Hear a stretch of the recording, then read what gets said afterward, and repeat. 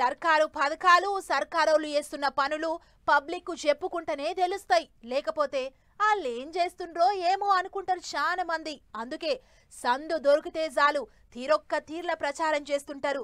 నెరి గీ నడుమ ఏపీల సర్కారు పథకాల్ని ప్రచారం చేసేందుకు ఆఫీసర్లు లీడర్లు కొత్త కొత్త ఇగరం చేస్తుండ్రు.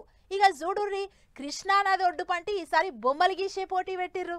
సంక్రాంతి పండుగకు ముగ్గుల పోటీలు పెట్టినట్టు ఇక గిట్ల కృష్ణమ్మ ఒడ్డున బొమ్మలేసే పోటీలు పెట్టిండ్రు. విజయవాడలో కృష్ణానది ఒడ్డు పోంటే ఉన్న హరితారం పార్కు కాడ గిట్ల ముందుగానే డబ్బాలు గీసి గా డబ్బాలల్లో బొమ్మలు గీసే పోటీ పెట్టిండ్రు. ఏం తక్క 300 మంది దాకా వచ్చిండ్రట.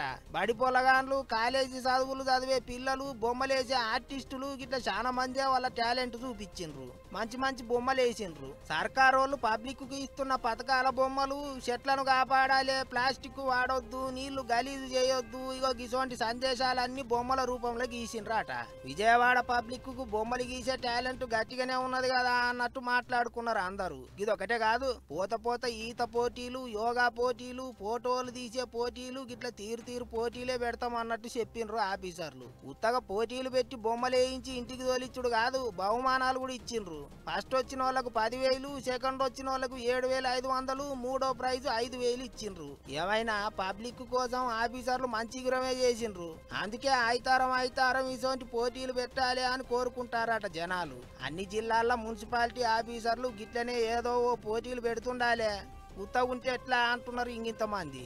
ఏమైనా చేసే పనులను, ఇచ్చే పథకాలను గిట్ల కూడా ప్రచారం చేసుకుంటారు సర్కారోళ్ళు.